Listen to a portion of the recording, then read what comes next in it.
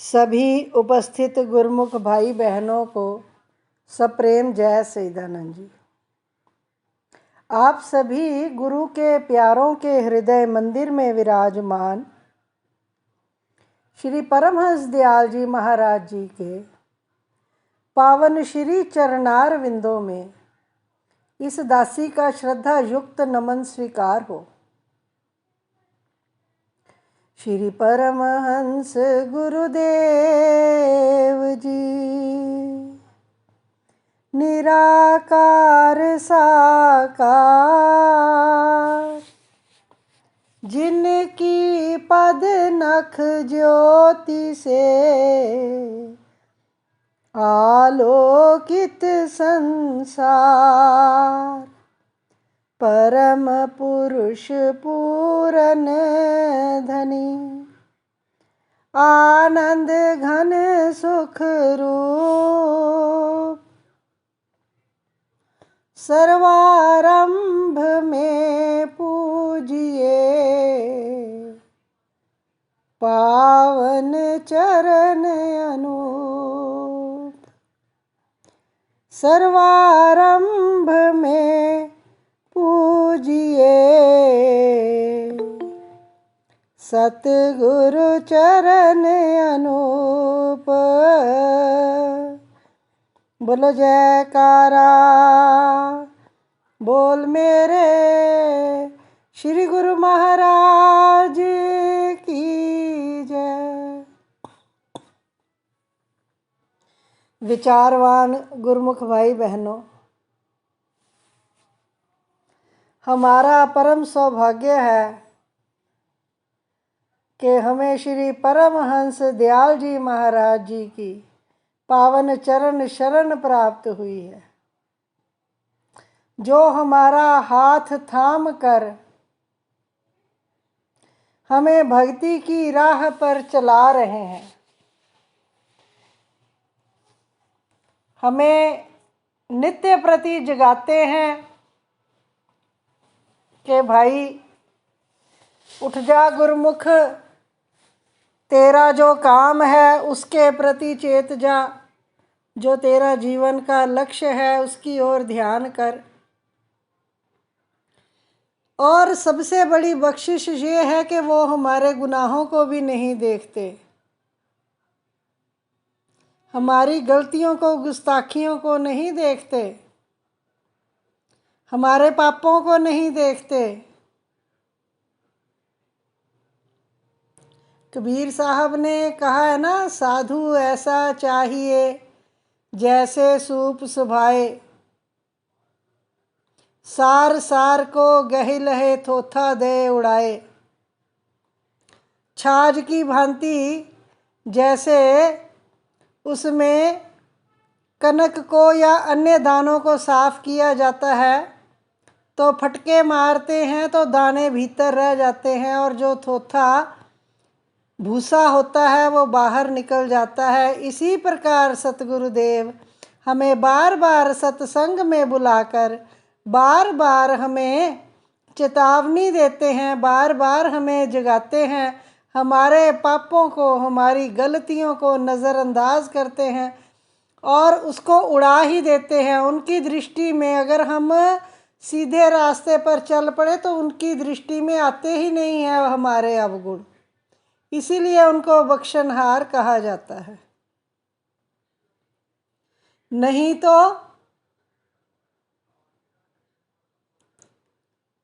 गुरबाणी में लिखा है,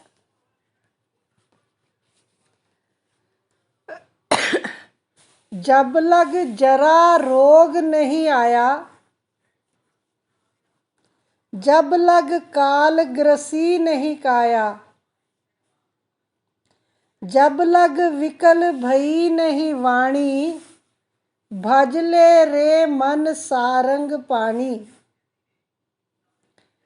भजो गोविंद भूल मत जाओ, मानुष जन्म का यही लाओ।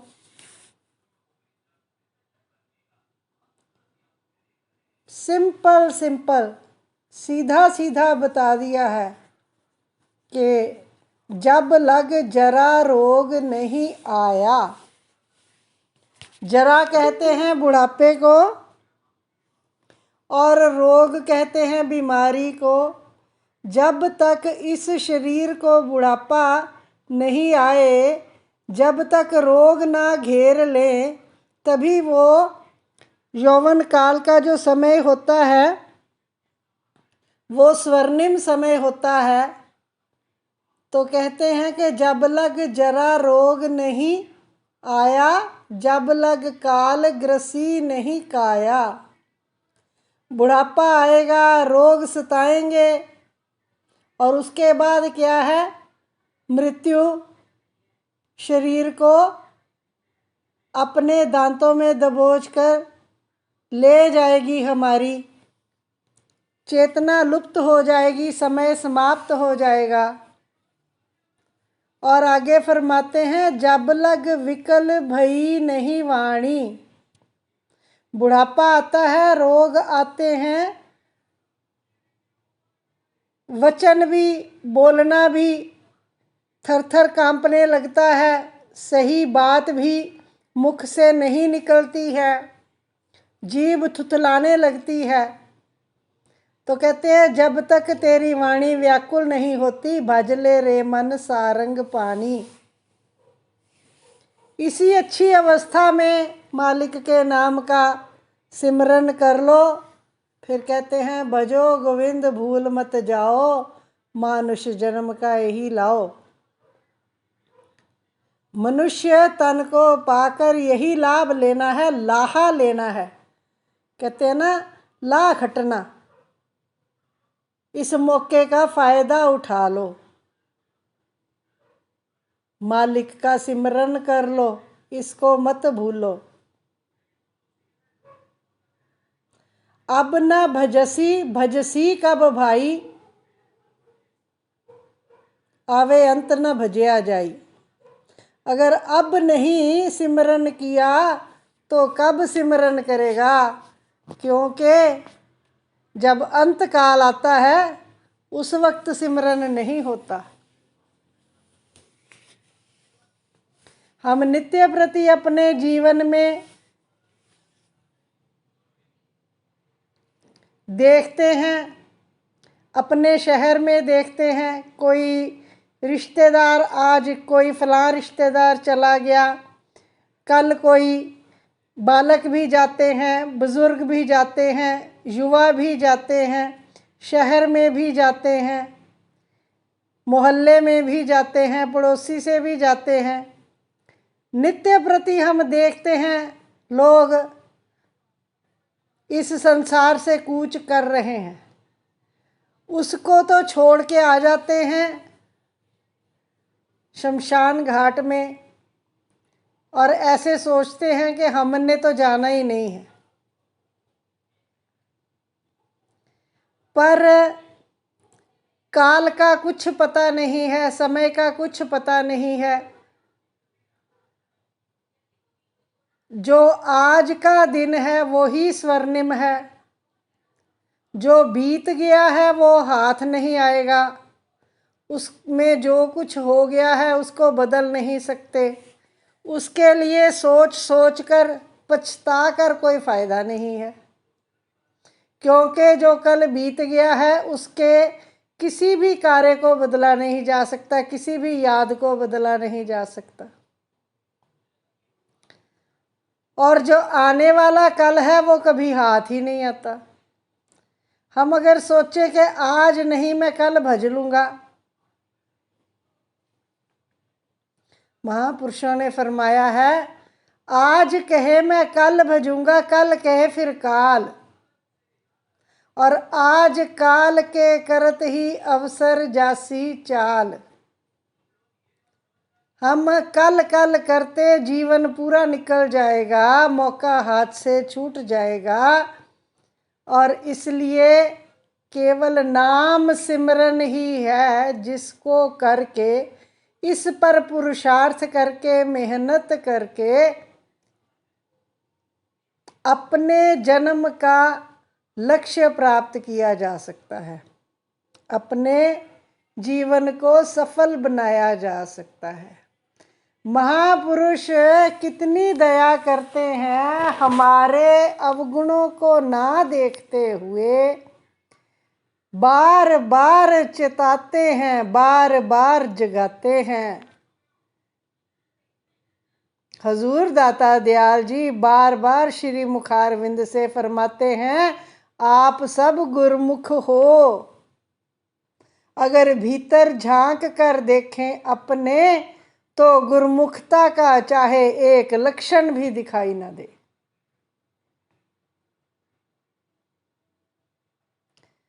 कोई एक बात अगर सुना दे तो हम 4 सुनाने को तैयार हो जाते हैं। दिल हमारा जल भुन कर खाक हो जाता है। इसने मुझे ये बात कह दी, जब तक इसका जवाब ना दूं मैं तब तक मुझे चैन नहीं आएगा। तो ये गुरुमुखता का लक्षण तो नहीं है। और सतगुरुदेव फिर कृपा करते हैं हम पर, बार बार अपने मुखारविंद से फरमाते हैं कि पंचम पातशाह सतगुरुदेव जी महाराज जी ने जो हमें 5 नियम दिए हैं, गुरुमुखों उन 5 नियमों पर नित्य प्रति चलना है। सुंदर 5 नियम: प्रातः साय की श्री आरती पूजा, श्री दरबार की निष्काम सेवा, सत्संग, महापुरुषों के वचन श्री आनंदपुर दरबार ऐप में, और आजकल तो जो बात जिसकी आज्ञा भी नहीं है वो भी सब कुछ मीडिया के कारण सामने आ जाता है। श्री गुरु महाराज जी के श्री मुखारविंद के वचन भी आ जाते हैं। नित्य प्रति सत्संग श्री आनंदपुर दरबार में आता है, उसको श्रवण करें तो। और अभी ये जो मीट का कार्यक्रम सतगुरुदेव की कृपा से चालू हुआ, ये भी स्वर्णिम मौका हमको मिला हुआ है। हमारा ये समय कितना अनमोल लगता है। जो गुरुमुख इसमें अब ज्वाइन करते हैं उनको लगता है कि इसके बिना दिन पूरा नहीं हो रहा। तो उसके बाद सतगुरु कहते हैं सिमरन दर्शन ध्यान। सिमरन करो, श्वास श्वास में सिमरन करो। महापुरुष चेताते हैं, श्वास श्वास में नाम जप, वृथा श्वास मत खो, ना जाने के अंतकाल का यही श्वास हो।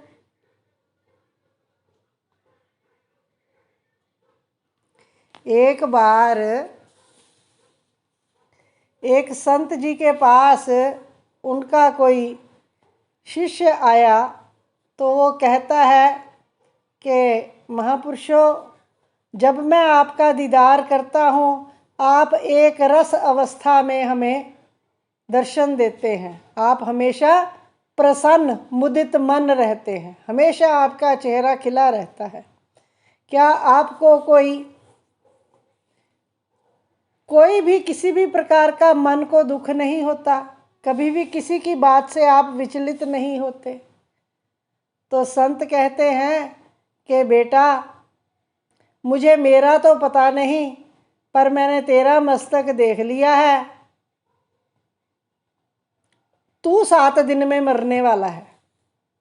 तेरा जीवन केवल 7 दिन बचा है। 7 दिन के बाद तेरी मृत्यु आ जाएगी। अब वो नमस्कार करके निकल गया। जो शिकायत लेकर आया था कि महाराज मैं तो दुखी रहता हूँ, कभी कोई मुझे कुछ कह दे तो मेरा मन बेचैन हो जाता है, हर वक्त दुख लगा रहता है, इसने मुझे ये क्यों कह दिया। मुझे शिकायतें ही शिकायतें रहती थी सबसे कि मैं सबका भला करता हूँ और सब मेरे खिलाफ चलते हैं। जब महापुरुषों ने कह दिया कि तू 7 दिन में मरने वाला है, तो अब घर चला गया और कोशिश करने लगा, मालिक का नाम भी लेने लगा और किसी को भी कोई जवाब ना दे, क्योंकि अब तो मृत्यु आने वाली है। किसी को कुछ नहीं कहता, अगर कोई कुछ कह भी जाता तो चुपचाप सुन लेता, सह लेता, उसकी बात उसके सिर के ऊपर से निकल जाती, क्योंकि याद क्या है, मौत के 7 दिन में मरने वाला हूँ। अब 1 2 3 4 करके जब 7वां दिन आया तो कहता है, अपने दिल में सोचता है कि आज मेरा आखिरी दिन है, चलो मैं संतों के दर्शन कराता हूँ आखिरी बार। तो उनके चरणों में जाता है। महापुरुष उसी अवस्था में बैठे होते हैं। ये भी शीश पर मस्तक झुकाता है, अपना मत्था टेकता है, और संत पूछते हैं, क्यों भाई, कैसे गुजरे तेरे 7 दिन? तुम्हें किसी से कोई शिकायत हुई? कि नहीं महाराज, मुझे तो किसी की कोई बात सुनाई नहीं दी, मेरे दिल तक पहुंची ही नहीं उसकी बात। मुझे तो एक ही बात याद थी कि मैं 7 दिन के बाद मरने वाला हूँ। तो संत कहते हैं कि ये तेरे उस प्रश्न का उत्तर है जो तुमने उस दिन हमें किया था। 7 ही दिन होते हैं सप्ताह के, सोम मंगल बुध वीर शुक्र शनि और रविवार। 7 के बाद 8वां दिन तो कोई बना ही नहीं है। और मौत याद रहती है, तुझे मौत याद रही, हमें हर क्षण मौत याद रहती है। इसलिए हम किसी से भी राग द्वेष नहीं रखते, दुखी नहीं होते। तो महापुरुष हमें बार बार चेतावनी देते हैं, हमें समझाते हैं कि 5 नियमों की परिपालना करते हुए अपने जन्म को सफल कर लो, क्योंकि हमारे पंचम पातशाह सतगुरुदेव महाराज जी फरमा गए हैं कि श्री आरती पूजा सेवा सत्संग सुमिरन दर्शन ध्यान श्रद्धा सहित जो नित करे निश्चय हो कल्याण। और आज के समय में हमारे सतगुरुदेव हजूर दाता दयाल जी 2 घंटे के सिमरन पर बल देते हैं कि हर गुरुमुख के लिए 2 घंटे का भजन सिमरन अनिवार्य है। जो गुरुमुख इन 5 नियमों की परिपालना करता है, सिमरन उसका हर श्वास में बना रहता है। ये अनुभव किया हुआ है, ऐसे ही नहीं बोल रहे, अनुभव की हुई बात है। कोई भी काम करते हो वो तो सिमरन बना रहता है, अगर 5 नियमों की पालना कर रहे हैं तो हमें गुरुदेव की आज्ञा अनुसार अपना जीवन बनाते हुए जन्म सफल करना है, सतगुरुदेव की प्रसन्नता हासिल करनी है। बोलो जयकारा, बोल मेरे श्री गुरु महाराज की जय, बोलो साचे दरबार की जय।